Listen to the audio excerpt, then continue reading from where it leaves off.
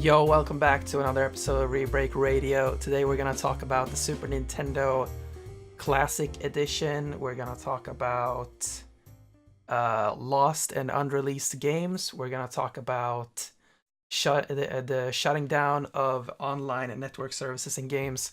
I'm Dennis, and I'm joined today by my good buddy, Oscar. Hello, I'm here, and I'm ready to talk about these things. Yeah. So we're doing a little bit of a change in the structure of this podcast because since we reached about 2 hours, I think it was over 2 hours in the last episode, I've restructured the show a little bit. So it will now be it'll still be a 4-part show, but it will be a lot quicker than before. So it will start with us doing some reviews and impressions of games, just like before. Yeah, exactly. What we've been playing, kind of. Yeah, exactly. And instead of the news section that we had before, we're just gonna pick the 2 biggest news stories or 2 biggest topics of discussion and talk about that, and then end with the pitch. Maybe we'll just throw around the order of things to make things flow better. I don't know. We'll see what happens. But yeah. The goal is to just kind of streamline it a little better. Exactly, so it doesn't turn out to be 2 hours. Yeah, exactly. So, you mentioned right before we started recording that you've been playing The Legend of Zelda: A Link Between Worlds. Yeah. One of my favorite Zelda games. So what are you didn't play a lot of it, so what are your quick impressions of the game? I think it controls really fluently, and it's easily noticeable that they have used like the design that they used in Link to the Past. Have you played Link to the Past? Yeah, I've not completed Link to the Past, but I've gotten to the final dungeon. Okay, so you're pretty familiar with the game. Yeah, and it's definitely similar because I mean they could have made the world just like all open, that the screen would always like follow you wherever you go, but now you have like these sections of the map, and the screen scrolls whenever you like pass over to the next section. Yeah, and that's something they had in A Link to the Past, and they probably needed back then, but probably don't now. Now it's just a design choice. Yeah, exactly. It's very. I've been playing Link to the Past a little bit more now with the SNES Classic, and we're gonna jump into that a bit more later. But yeah, I'm kind of looking at the game from a different direction as someone who played Link Between Worlds first and then went to Link to the Past. So yeah, but just finish up. What are your impressions of the game? I think there's some really good things about the game, and I'm gonna talk about like the small things in like walking around and stuff, because that's what I've done. And the first thing is that there's like this like slash animation for using the sword is like only 3 frames or something. It's really quick, but it looks really good. Yeah, and that's something I've noticed as I've been playing Link to the Past. Is that in Link Between Worlds, when you start slashing your sword, you can like change the direction of where you want to slash, like just the rotational direction of Link as you're slashing. But in Link to the Past, you have to stop slashing and change direction and then start slashing again if you want to change directions. And that is extremely clunky. And and that is some of the reasons why I haven't been able to play Link to the Past entirely before. So yeah, there are a lot of... It's much more clunky. Yeah. Yeah. Link Between Worlds is just so much more fluid and nice when it comes to the gameplay. Yeah, they've really nailed the fluent gameplay design. Yeah. And so I think the artwork looks really good also. I mean, it's kind of like classic Zelda. I mean, I could say that it's a bit bland maybe, but it works. It really works, even if it's not it's not something that really is special. It still works, and it looks a lot better than, let's say, Pokemon, where everything is like pixelated. Yeah. It's so smooth. I don't know how they managed to do it so much more smoothly than, let's say, Pokemon, but the graphics just look better. Yeah, do you play in 3D? I didn't do that. You should start playing in 3D from now on, because it really plays well with the 3D effects. So like in Link to the Past, there are these kind of skeleton enemies that just keeps jumping backwards all the time. Sounds annoying. I've Uh, probably dealt with them, and but I don't know. and in Link Between Worlds, those characters will like jump out of the screen basically. Oh, that's cool. And there's a lot of effects just generally in the game that will just kind of pop out of the screen. It's really cool. Mm. So yeah, I think it's a great experience so far, and I think it's good that it's very quick. It really gets you into the game quickly, so that's good. yeah. So yeah, let's move on to the Super Nintendo Entertainment System Classic Mini. The SNES Classic. This is the shit right here. Yeah. So I've been playing this a lot this weekend. I got it on Friday. And yeah, I really like it. It's a very nice package. So if you don't know, the games included in the SNES Classic, or SNES Classic, as I prefer to say it. SNES Classic is just kind of more convenient. Mm-hmm. But yeah, it's Contra 3, The Alien Wars, Donkey Kong Country, Earthbound, one of my favorite. I would probably say my favorite. Earthbound 2 or Earthbound 1? It's Earthbound 2, it's right. Yeah, it's Earthbound 1, but it's Mother 2. Ah, yeah, right. Yeah. Of course. Yeah. So Earthbound is my favorite Super Nintendo game. Also F-Zero, Final Fantasy 3, or as it is known now, Final Fantasy 6. It was Final Fantasy 6 in Japan, but it was called 3 here when it came out. But then later, when 7 came out, we figured out that 3 was actually 6. It's a big deal. Okay. Kirby Superstar, Kirby's Dream Course, Mega Man X, Secret of Mana, Star Fox 2, which we're going to talk more about later. Yeah, this one is interesting. Yeah, Street Fighter 2 Turbo, Super Castlevania 4, Super Ghouls and Ghosts, Super Mario Kart, Super Mario RPG, Super Mario World, Super Metroid, Super Punch-Out. A lot of supers. Link to the Past, and Yoshi's Island. So those are the games included. And it's a really good package of games. There Some aren't of really the best games. Yeah, there aren't really any like bad games in this list. Mm. Did I miss any Mario games? Were there any Mario, like Super Mario games? Yeah, Super Mario Kart, Mario RPG, and Super Mario World. Yeah, Super Mario World is a really good game, I think. Yeah, and also Yoshi's Island, which is technically a Mario game.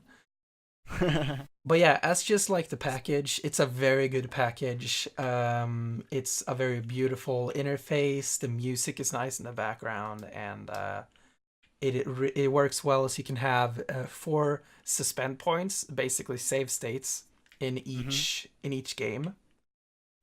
And also it shows on the game icons which games actually have internal save features, how many players you can play in them, and also shows tiny little icons how many suspend points you've used in each game. So it's a very nice, functional package interface. Yeah.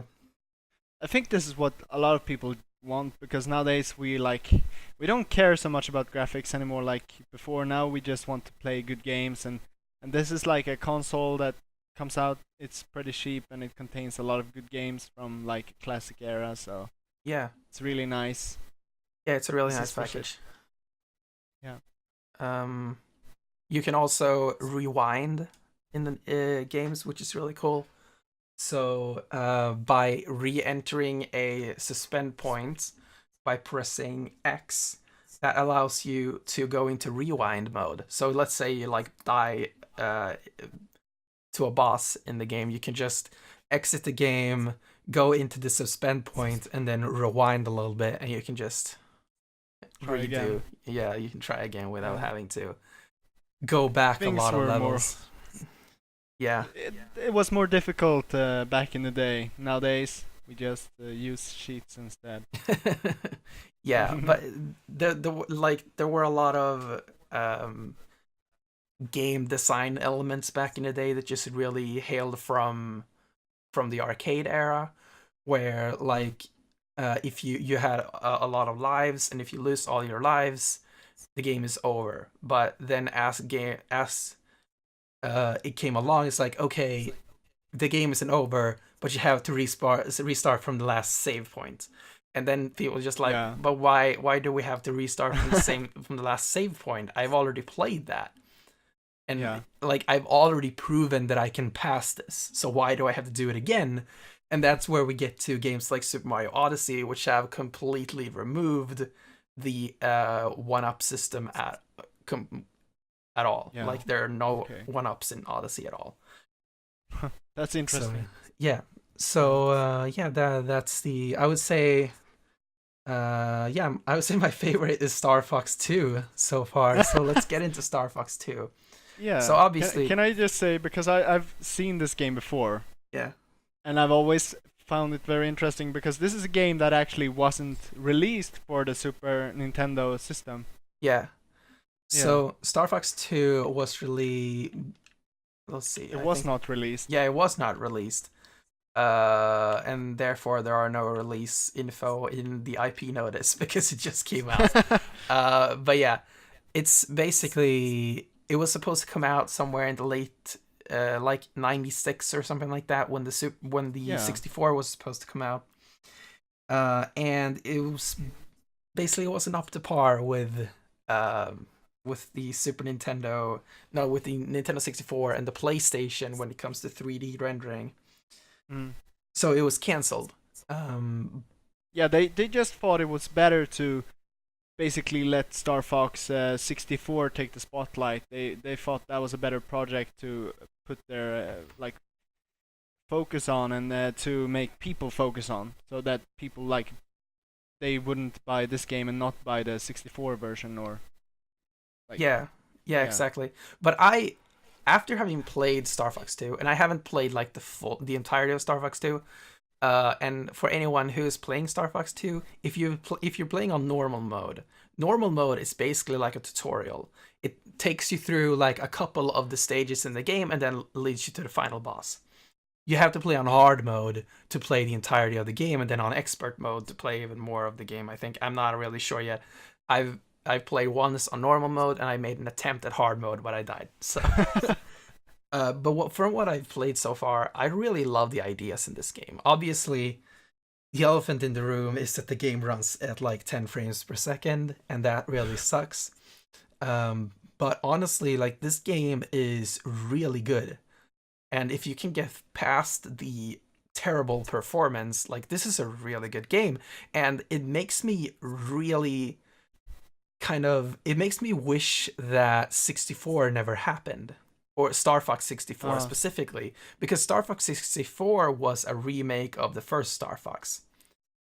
With some ideas from Star Fox 2, but Star Fox 2 is a way better game than the original Star Fox and Star Fox 64 in my opinion, because Star Fox 2 is not about rail shooting; it is a real-time strategy game, basically.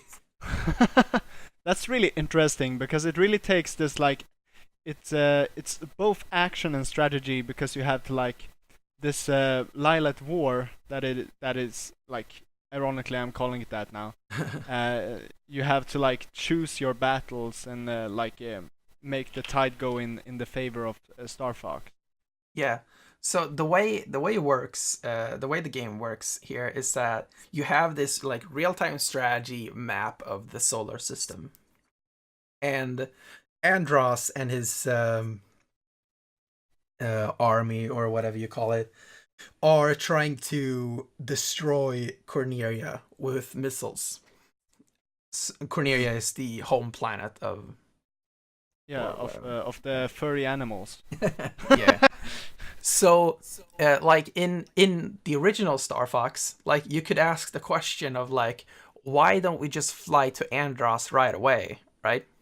Yeah. But in Star Fox 2, you could essentially fly directly to Andros, but missiles will probably destroy Corneria before you get there. So you have to deal with all the obstacles in the way before you can get there. And that is a really cool aspect of the game that I really, really love. and I want to see more games use. So basically, like if you were to enter like a ship battle with, like, let's say you enter a battle to destroy a missile, the timer is still ticking. So if there's a missile close to Cornelia while you're trying to destroy something else, battling like one of the Star Wolves or whatever, the missile will hit, and there will come up like a little text box on screen with like General Pepper, I think his name is. Yeah, that's the general. Yeah, saying like, a missile just hit Cornelia, and you're like, holy shit! Like, that's not good. Yeah, and it's a super cool thing because it makes you feel like, shit, this is real. Like, even though I'm not paying attention to that right now, it is still happening. And I need to think about that. I need to always think about every aspect of this real-time strategy map. I could have saved those people if I would have been a little bit like more strategical and faster. Yeah, exactly. And I really love this about the game. And that makes me really sad because think about what would have happened if Star Fox 2 was a game that came out back in the day. We would have probably gotten Star Fox 3, and Star Fox 3 would have probably been another real-time strategy game. Yeah, maybe. And that series would have probably gone forward as that, but instead it became this like they cheesy... didn't know where to go. Yeah. They made a remake of Star Fox 1, and then there was this then there was a gap where there were no Star Fox, and then they started with the Dinosaur Planet game. Yeah. Star Fox Adventures. And we all know that Star Fox never really recovered from that because after we had Star Fox Assault after that, but that was pretty much the last Star Fox game for a while, and then this new Star Fox game for the Wii U, I don't think it was really a hit, and it was also kind of a remake. Also, Command came out, Star Fox Command. And what was interesting was that Star Fox Command was made by Level 5, which is the studio of Dylan Cuthbert, who made Star Fox 2 and Star Fox 1. He was like one of the major programmers of those games. It definitely takes some elements from Star Fox 2, where there is the missiles and the real-time strategy. Yeah, but it doesn't really do it on the same scale as Star Fox 2. Yeah. That's what makes it a little bit less interesting. Yeah, exactly. So I really want to see... I would love to see a Star Fox 3, honestly. Like, make a new Star Fox game that takes place after Star Fox 2 on the Switch with modern graphics, all of this stuff that takes inspiration from Star Fox 2's mechanics and the real-time strategy aspect of the game. Like, I would love to see that in a modern setting, you know? Yeah, that would be really cool. I know there's like, I'm one that's like interested in this, but I know there's two characters I most knew you were people gonna doesn't bring know this up. about that were introduced into this game, and I think they're better introduced into the Star Fox team than, let's say, Crystal. Yeah. In making like female counterparts to the Star Fox team. Yeah, Miyu and Faye. Yeah. Yeah, those are pretty cool characters. They're just simply pilots, and I don't think there's a lot of information given about the characters. Yeah, but definitely not. It's just cool to imagine how the Star Fox team would have looked if they would have gone with if they would have made Star Fox free. Yeah. Like, would they have expanded upon like Fox Falco, Slippy, Peppy Toad? No, yeah. Would they have made even more characters, or would they have like stayed with those? I think there's 6 of them in Star Fox 2. It would have been interesting to see. Yeah. Yeah, I would really like to see that parallel universe and see what happened there. But yeah, that's basically Star Fox 2. I really like it a lot. I'm definitely gonna keep playing it, and I wish it ran on a higher frame rate. So, speaking of Star Fox 2, Star Fox 2 is a game that is unreleased, right? Yeah, it was an unreleased game. It basically didn't come out for about 20 years. Which is a lot of time, and I think it is the game with the biggest like gap from creation to release to date. I think I'm not entirely sure about that, but it's at least up there.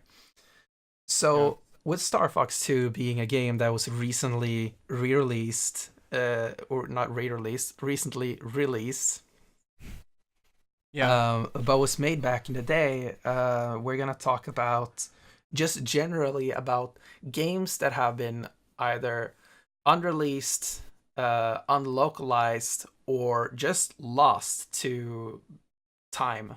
Yeah. Games that are just not playable today. And yeah, I know we are going to talk about a game that both of us actually have some information about, and that is Mother 3. Yeah. So Mother 3 is the sequel to one of the games I mentioned on the SNES Classic, which is Earthbound. Earthbound is known in Japan as Mother 2, and Mother 3 is obviously the sequel to that.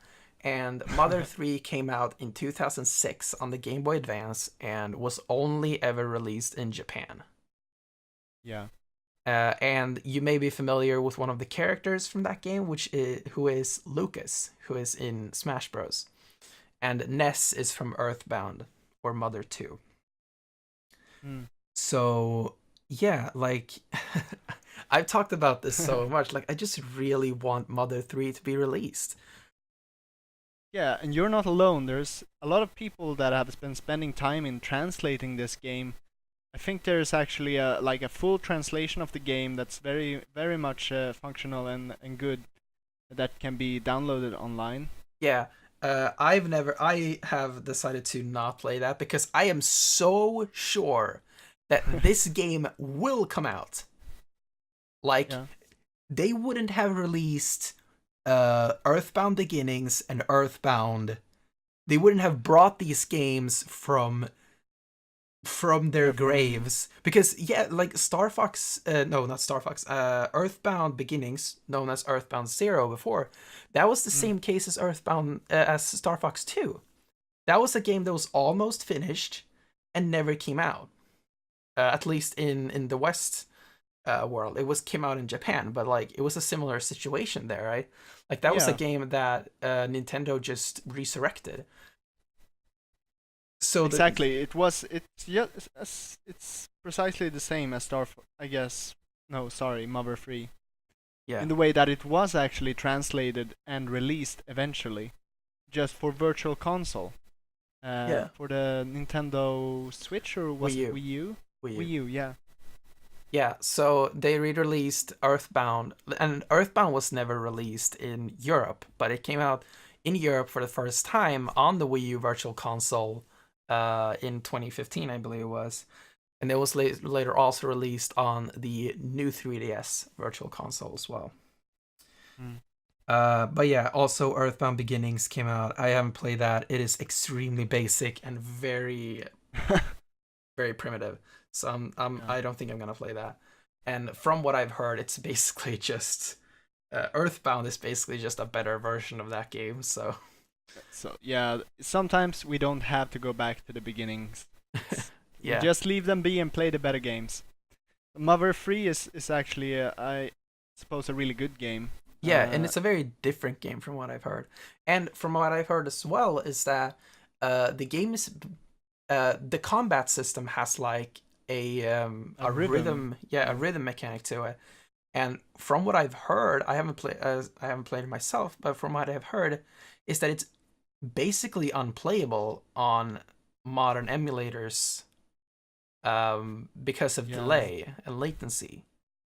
It's hard, I suppose, but I know that it's probably possible, but it's probably not as it was meant to be played. Yeah, exactly. Like you can get through the game even if you're not like perfectly hitting the rhythm elements, but it's not being played the way it's supposed to be played.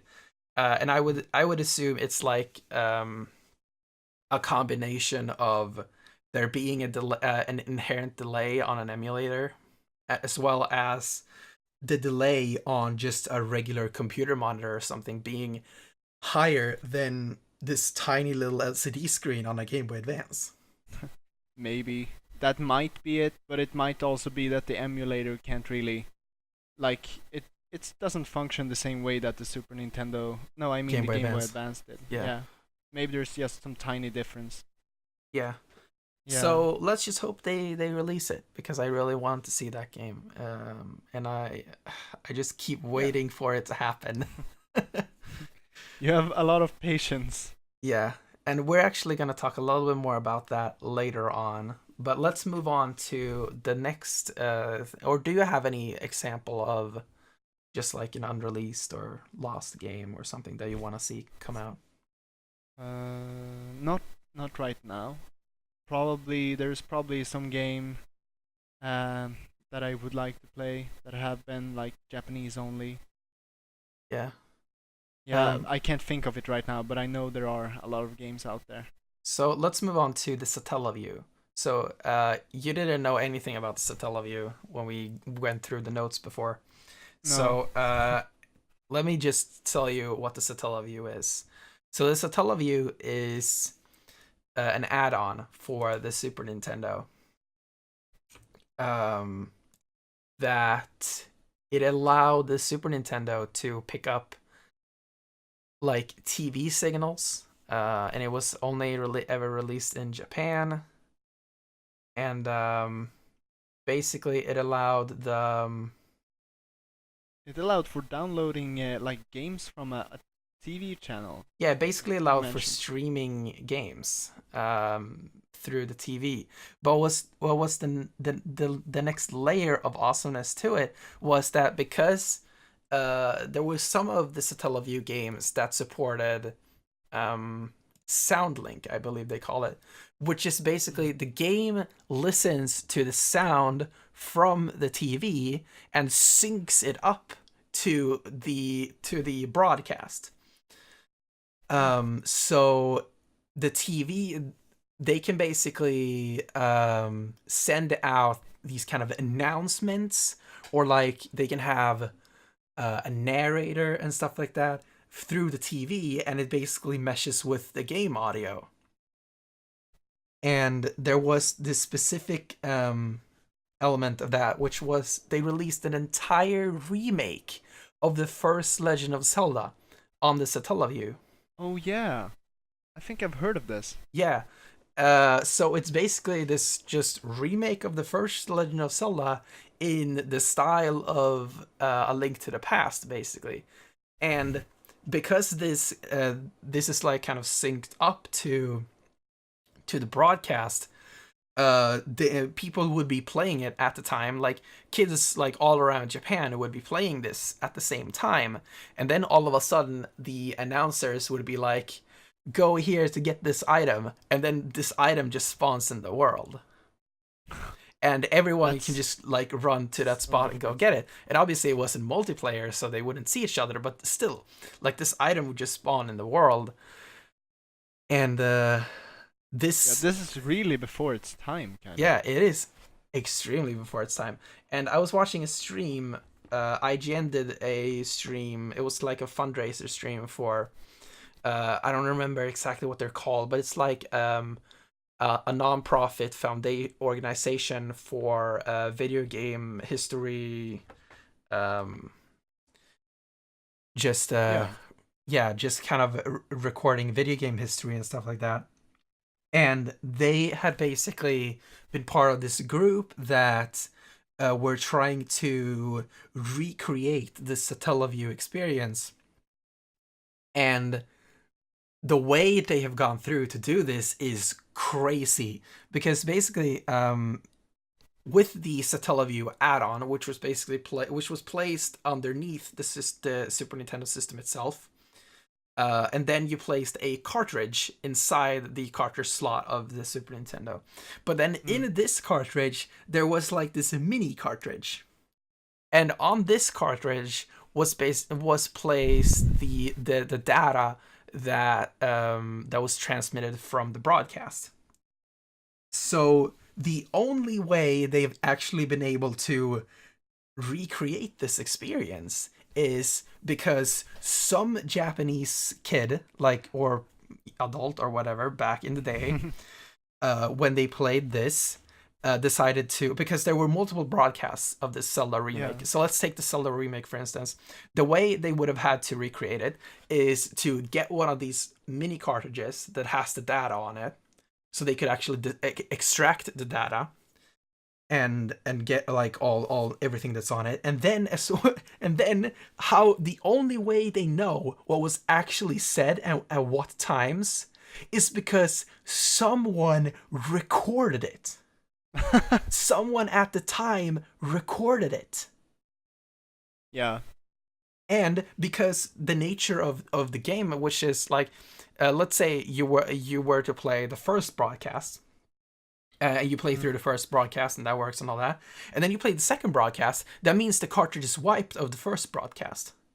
So the only way that they actually have the data of the first broadcast is because someone played the first one and didn't play the second one. Yeah. So the fact that we even have this is insane. And what I would want Nintendo to do is to, and my idea is basically create a Switch cartridge or something, like just an application or a game or something on the Switch, and that is made for Satellaview broadcasts.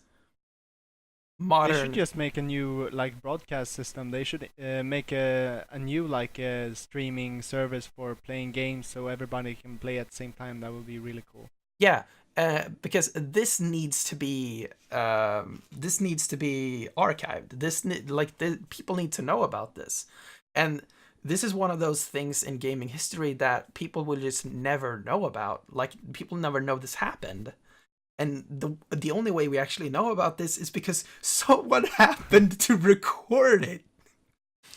Like, yeah, that's insane. That is crazy, you know? And we're actually finding these cartridges with the data on it. Like, it's insane what kind of investigative work and stuff would have to and gone into this. And people have translated it, so they've actually listened to the recordings and they've re-recorded the recordings in Japanese, and they've translated the recordings to English as well. And you'd imagine that Nintendo has all of this data. Like, they gotta have all this data in their archives somewhere. So probably, maybe not. I hope so. So, are you familiar with how Salmon Run works in Splatoon 2? Salmon Run. Yeah.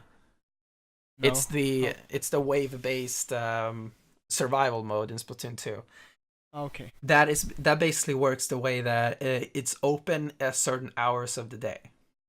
Oh, that's cool. So it's a cool concept. It doesn't really work in practice, but anyway, basically just take this concept to Satellaview. So basically, make this app or this game or whatever that has all the Satellaview data in it, and then just have a system randomly generate a schedule of broadcasts. Yeah. So, wanna play Super Mario? Just do it Tuesday. Wanna play A Link to the Past? I'm not telling them to make like new games for Satellaview, but basically, like, let's say you were to play this Zelda remake that they made. Yeah.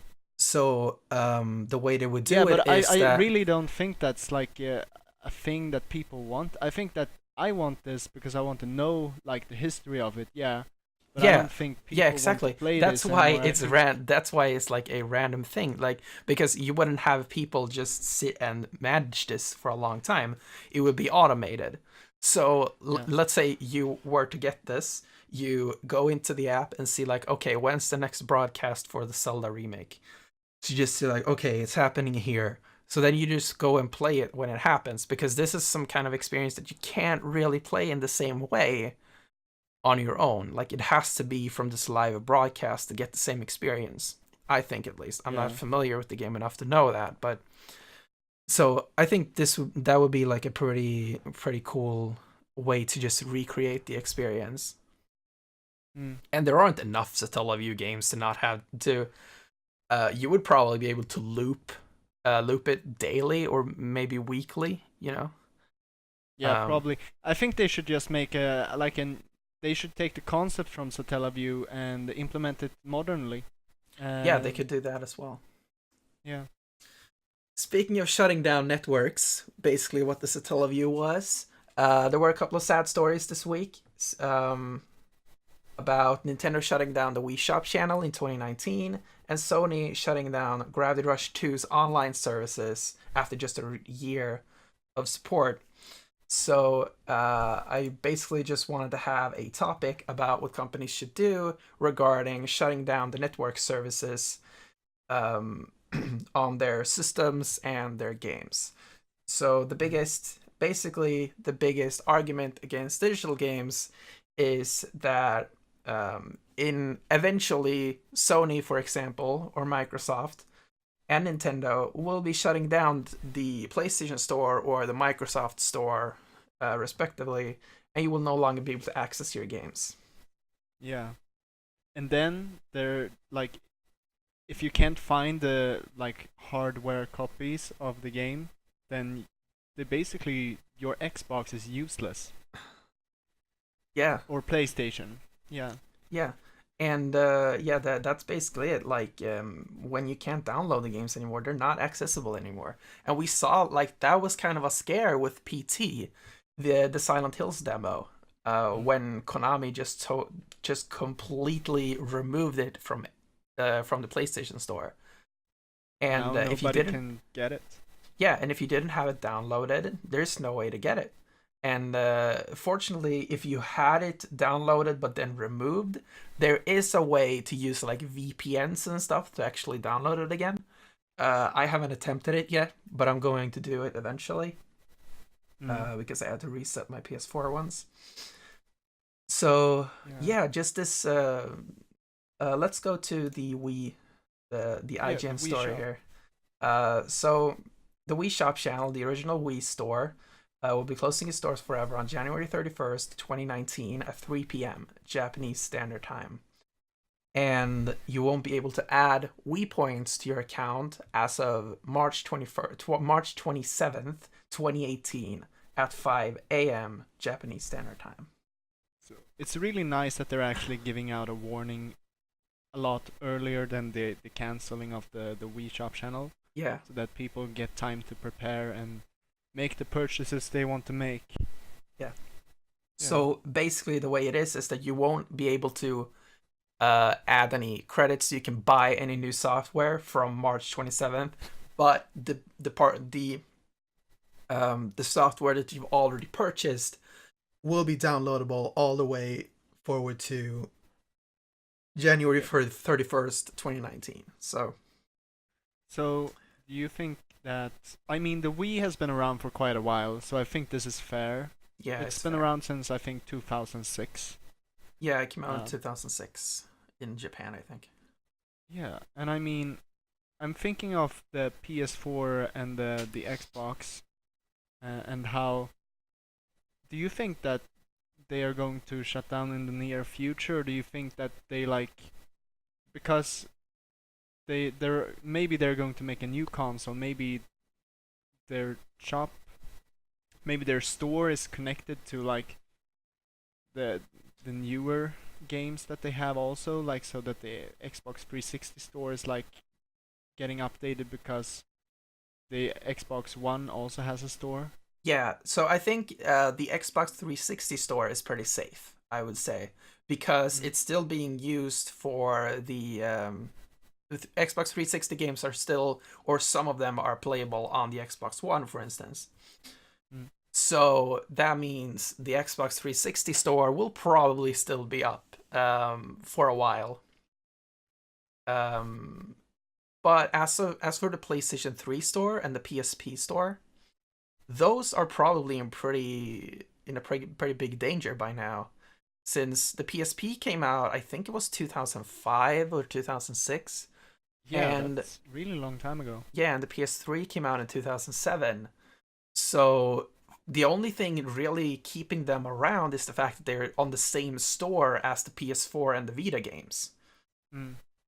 But I don't know what's keeping Sony from actually separating those and shutting the PS3 and PSP stores down. You know? Yeah. And I mean, it's hard to get hardware copies of games like 10 years after they've released. So if it's like the Wii that actually closed in 2019 here, then if we can expect to see the PlayStation 3 store closing in maybe 2020 or 21, Yeah, and it will be really hard. unless I would think if it appears to be like because they still have to keep the PlayStation 4 stores up, obviously. So if just that extra storage space just isn't a big hassle and doesn't cost a lot of money, then I would see them keeping them up. Because if you think about it, a full-fledged AAA PlayStation 4 title is like it's generally like 40, 50, 60 gigabytes. Like that's a lot of space. And like an equal PlayStation 3 title is around 15 gigabytes. So it's still a lot smaller. Yeah. So if for example, if you compare Uncharted 4 to Uncharted 3, Uncharted 4 is around 60 gigabytes and Uncharted 3 is around 13 gigabytes. So that means if if you're gonna pump the store with all of these AAA PlayStation 4 games, the tiny piece of PlayStation 3 and PlayStation 3 games are probably not that big, so it doesn't really matter. The extra cost to keep that storage around is probably not a big hassle for a big corporation like Sony. Yeah, it's and especially minimal. When it comes to PSP games don't even hit the gigabyte when it comes to size. And Vita games are in the low tens. I don't think. Yeah, they're probably not a Vita probably game. Like 5 gigabytes or something. Yeah, I don't think there's a Vita game that breaks 5 gigabytes. Yeah, so that shouldn't be a problem. It's actually kind of surprising that the Wii Shop Channel is closing down, because I think Nintendo, the Wii U also has a shop channel and the Switch has a shop channel. Yeah, so, I mean, the difference there with Nintendo and PlayStation is that they are on different networks. The PlayStation has a unified PlayStation has a unified network. Xbox has a unified network. Nintendo has the Wii network, which is completely separate from the Wii U network, which is completely separate from the Switch network. So that is the problem here. So keeping the Wii Shop Channel and the Wii network services up is probably not. It's probably just not doing anything for them right now. Yeah. So you spoke a little bit about Gravity Rush 2. Yeah. And how their servers are shutting down only 1 year after the game's release. Yeah, so Gravity Rush 2, it's a game that I really like. I think it's a great game. It doesn't have any online multiplayer per se. It's more like like asynchronous multiplayer and like what's it called? Like leaderboards and stuff like that. Challenges that you can send to other players. So in Gravity Rush 2 specifically, the features that are set to be dropped are sending and receiving challenges, ranked leaderboards, sending and receiving treasure hints, sending, receiving, and reviewing photo ghosts, and acquiring Dusty tokens and their rewards. So what are the Dusty tokens used for? They're used for unlocking the different costumes in the game. So that's kind of sad. Yes, you can so I believe Sony is having some kind of thing right now where you'll be able to get a lot. The drop rate of the Dusty tokens are a lot higher right now, just so people can actually finish it quicker. But yeah, like after this is shut down, there's no way for you to unlock the different costumes in the game, and that sucks. Yeah, yeah, that's really bad. I mean, there is a lot of games that do keep their servers up for a long time. I mean, I know that you could play like Halo 2 like until like last year or something. Yeah. But sometimes I guess it's just not worth having the servers up. Yeah. And I don't know, there might be like some kind of trophies tied to the Dusty tokens or something. I'm gonna check that out, because that means if that's the case, that means there are trophies that are no longer obtainable when those network services are shut down. and that would suck a lot. Yeah, this is a problem. Like the network shutting down thing is a problem that we don't really notice a lot, but it definitely looks bad on paper. You think when you buy something that you're going to have it forever, especially if you buy it from like a store, because then you can always download it. But the fact is that that's only as long as the the company is providing support for you to actually play the game and download the game. Yeah, and that is really that's a really tough thing when it comes to like game preservation and stuff like that. Obviously, Yeah. like there is a very prevalent Wii emulator online, which is the Dolphin emulator. So I Mm. think that everything on the Wii Shop Channel is probably accessible through the emulator. So that's not really that too It's bad. not gonna be lost forever. Yeah. No. So I'm looking at the Gravity Rush 2 um, trophy list right now, and let me see. Are there any Dusty Token trophies? There doesn't seem to be any any trophies related to those, and I have all the trophies anyway. So, Mm. but yeah, Yeah. that sucks that you won't be able to get the costumes because they're really nice. But yeah, So, yeah. um, so how do you think? Let's say after the PlayStation 4, the Sony releases the PlayStation 5 and just completely tanks. Yeah. And in like 10 years or something, PlayStation is a brand that just doesn't exist anymore. And how does Sony handle the shutting down of their entire PlayStation network? What do you think is the best method?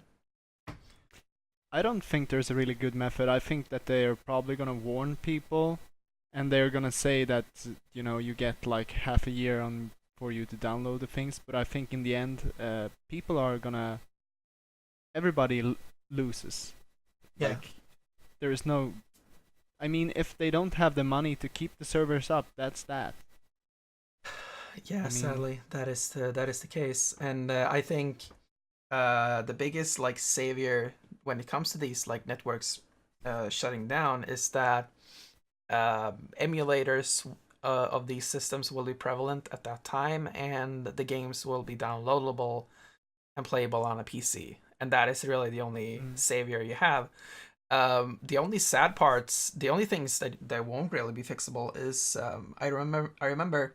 Do you remember Bionic Commando? yeah, I remember that game. Yeah. So they released Bionic Commando Rearmed, which was a remake of the original Bionic Commando on the NES. And then they released a sequel to the remake, which was called Bionic Commando Rearmed 2. Mm. And that game requires an internet connection to play. Yeah, this is gonna be a big problem. Most Yes. games today implement a lot of internet features. So like in the 90s it wasn't a big deal if there was no internet connection because you could always play the game and it still plays the way it did back then. But now games have, as you mentioned, like they force you to be connected to the internet. Yeah.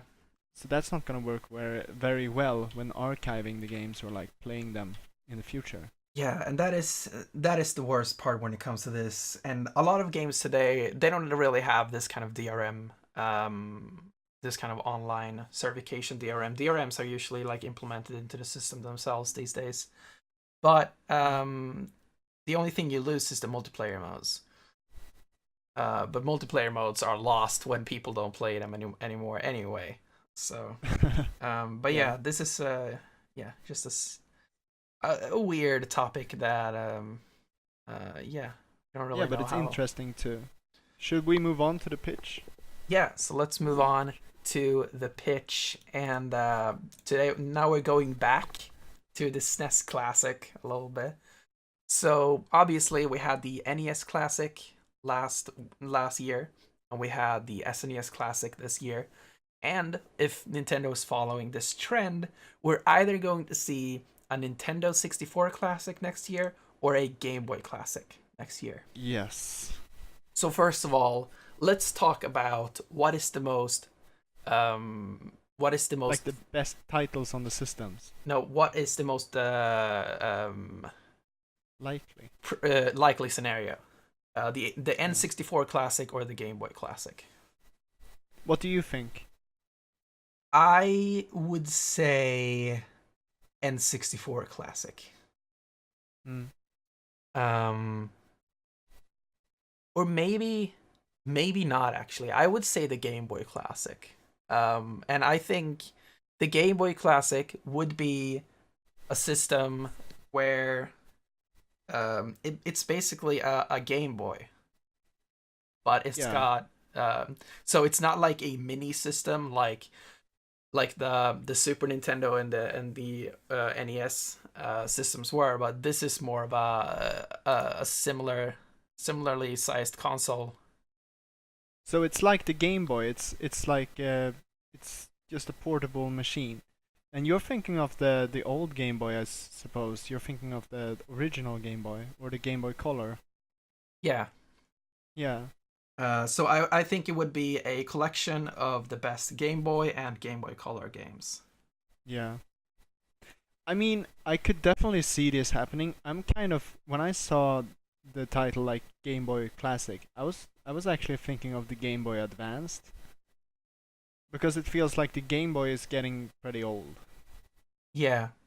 I think the only thing that's really going against a Game Boy Classic is the titles on it, because there aren't a lot of like standout games on the Game Boy. I would say the standouts are Pokemon, obviously. Yeah, and that's already available from the virtual, like on Virtual Console on the Switch and probably more platforms. Most of the NES Classic and SNES Classic games are available on Virtual Console as well.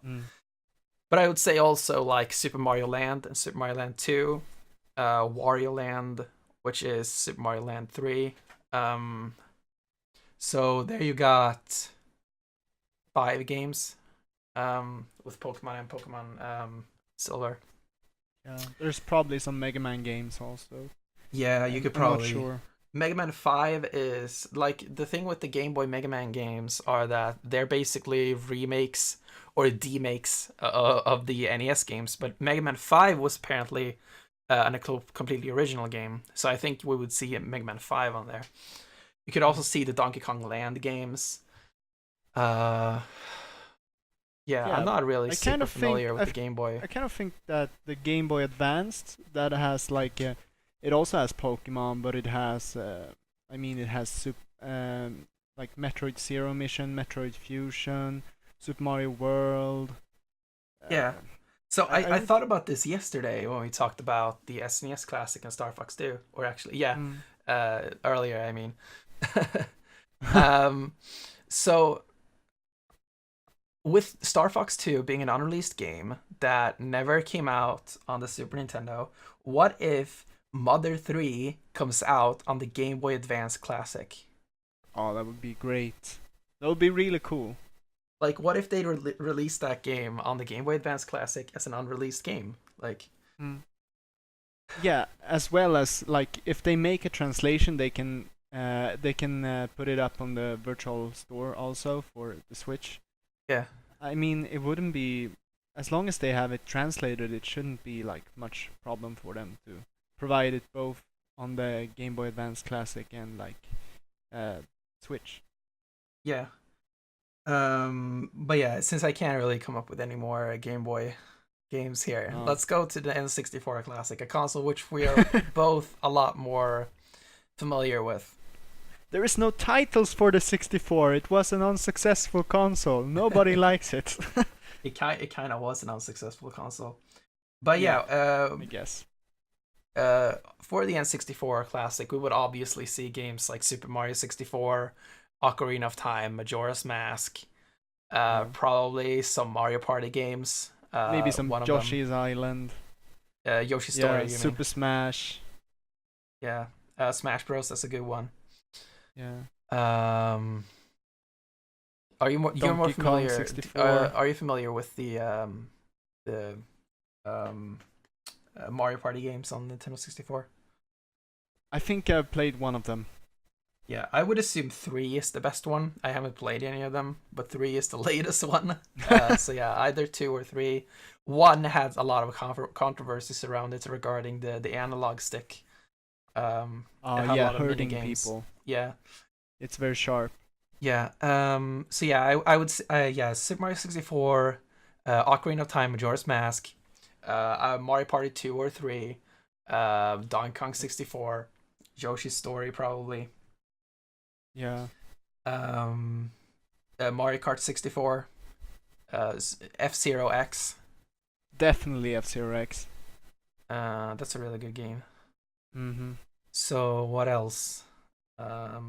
It's mostly Nintendo titles, right? So it's Yeah. not gonna be like GoldenEye and Yeah, GoldenEye has a license that I don't think they would ever be able to get again. and not Banjo-Kazooie either. Yeah, since that's a rare game. That would be if Microsoft is in on it, but I don't believe they would be. And I don't think Nintendo would want to cooperate with Microsoft either. No. So most of the rare games are just off the table, except for Donkey Kong 64. We could see an altered version of Diddy Kong Racing, where they remove Banjo-Kazooie, where they can remove Banjo and Conker. Yeah. I know one that's really obvious. Star Fox 64. Oh yeah, Star Fox 64, obviously. Yeah. What else do we have? Kirby 64 maybe. Yeah, Kirby 64. That's a good one. Yeah.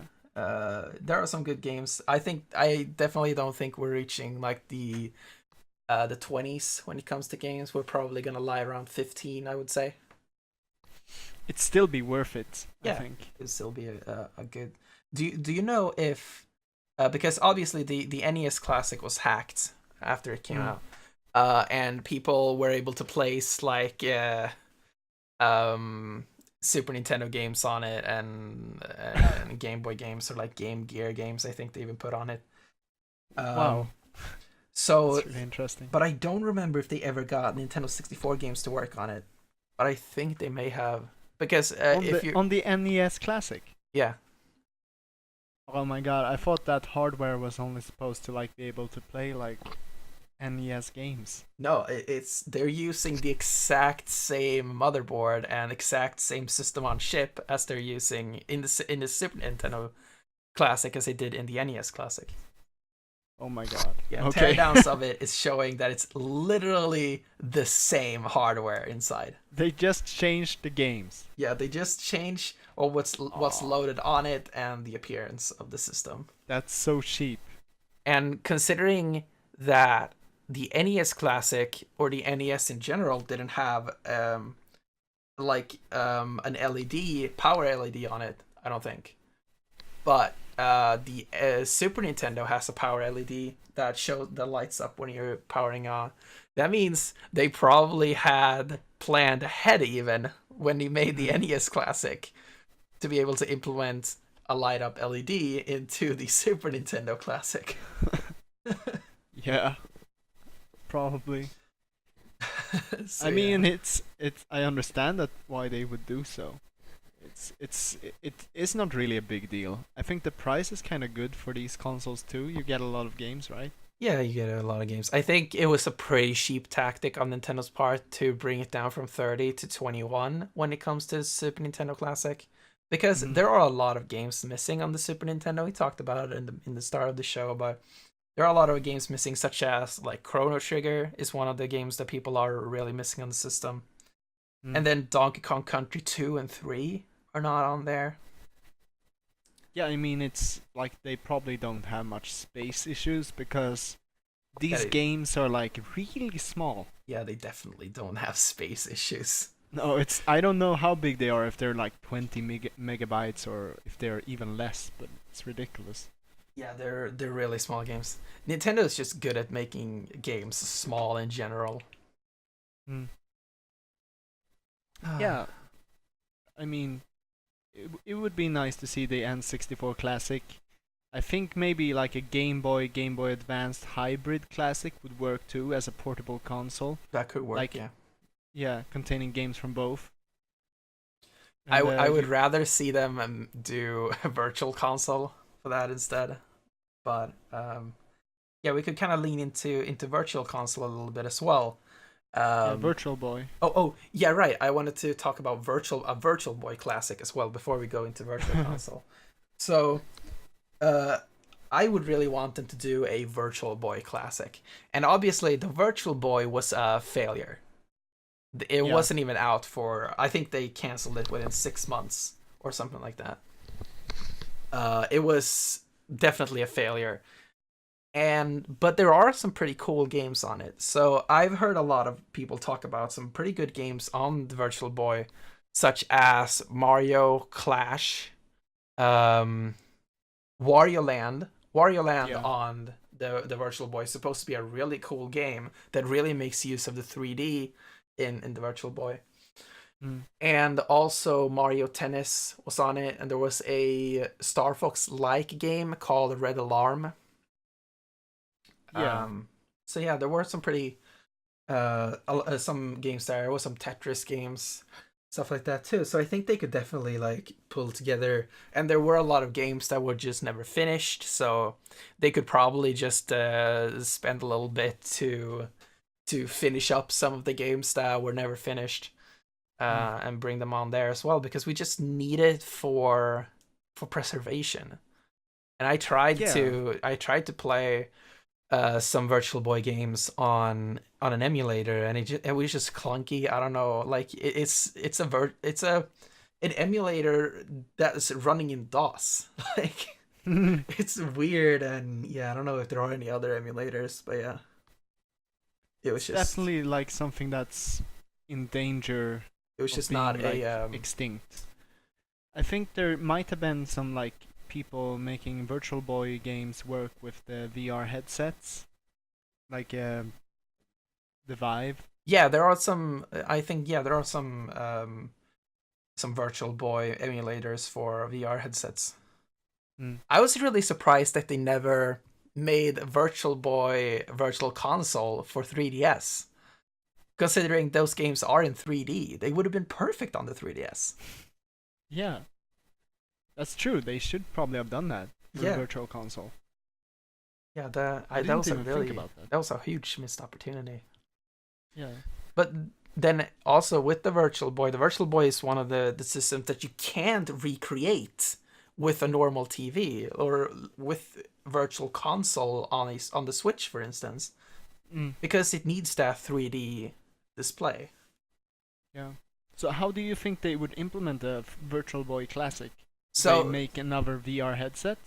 I think the way they should do it is that they recreate the system the way it's supposed to be, but also add a head strap to it. Oh So yeah. they And make probably some, make it lighter. yeah, they recreate it so it looks pretty much the way it did. You can play it the same way you were supposed to play it, standing it on a table and looking into it, which looks really like Which an is awkward way stupid, to do yes. it.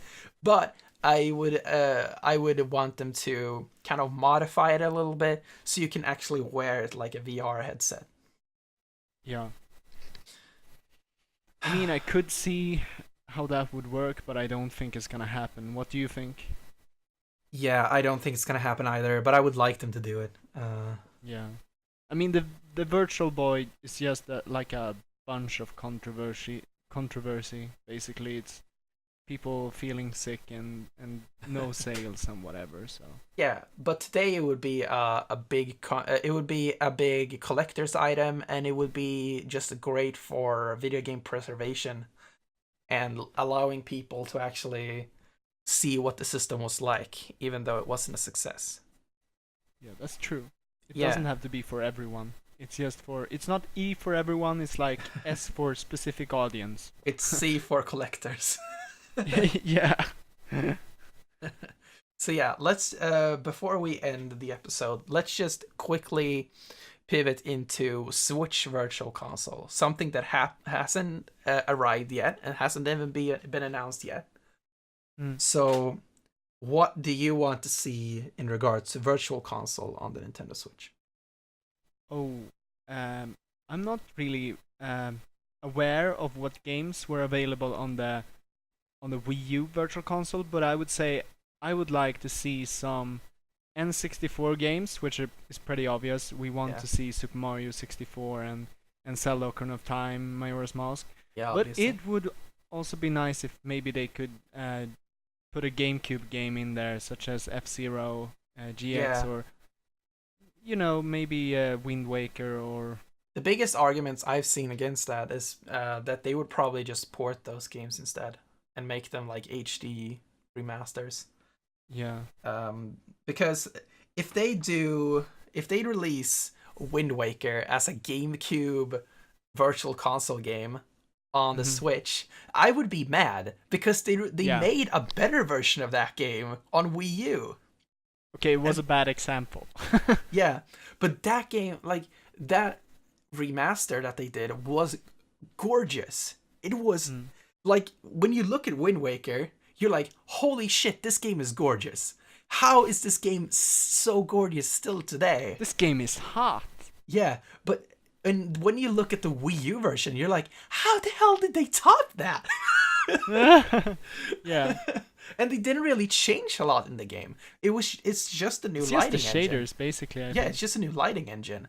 They were experimenting with art styles for Breath of the Wild, and they took Wind Waker and were basically like, let's implement like real-time lighting and shadows into Wind Waker, and I'm like, shit, this looks really good. Oh my god, we have created something amazing. Yeah, I suppose it's mostly, I probably think, shaders and maybe some texture, like higher texture quality. Yeah, I actually don't think they did anything with textures at all. Oh, maybe not. I don't know. I'm not sure about that. Maybe they did. Yeah, still, it's really good. I would love to see that for other games. Even some older titles like Super Mario 64 would be nice to see, like with a new lighting system. It's always cool to have a good, like, realistic lighting system. Yeah. So yeah, I would really like to see. I had a cool idea in regards to Game Boy Virtual Console for Switch. Just imagine you could like activate this mode, because on the Super Nintendo there was the Super Game Boy. Yeah. Which allowed you to play Game Boy games on your TV with color. And I'd imagine, like, with Game Boy games on the Switch, you could activate this special mode where when you're playing your Switch portably, you're playing the black and white version, but when you dock it, you get the Super Game Boy version. That's a cool idea, actually. Yeah, I think it's more of a cool idea, not really great in practice. Yeah, but maybe it can be toggled off or on, like, yeah. Maybe you can have colors in. Yeah, like mode also. There would be some kind of three-way switch. You can pick like black and white, and then the alternating modes, and then Super Game Boy version. Maybe you could also just add the green tint as well. Yeah, that would be cool. But yeah, I think that's pretty much it. Do you think we're gonna see NES and Super Nintendo games on the Switch? Yes, I think so. Yeah, I think so as well, probably. Yeah. But yeah, I think that's pretty much it for this episode of Rebreak Radio, episode 13. If you like this video, please like. Thumbs up. Yeah, thumbs up. Subscribe. And go follow us on Twitter. Links are in the description. Share with your friends, because we sure want more viewers. Sharing is caring. Yeah. We want more viewers. Yeah. So see you, I guess. Yeah, see you next week. Bye.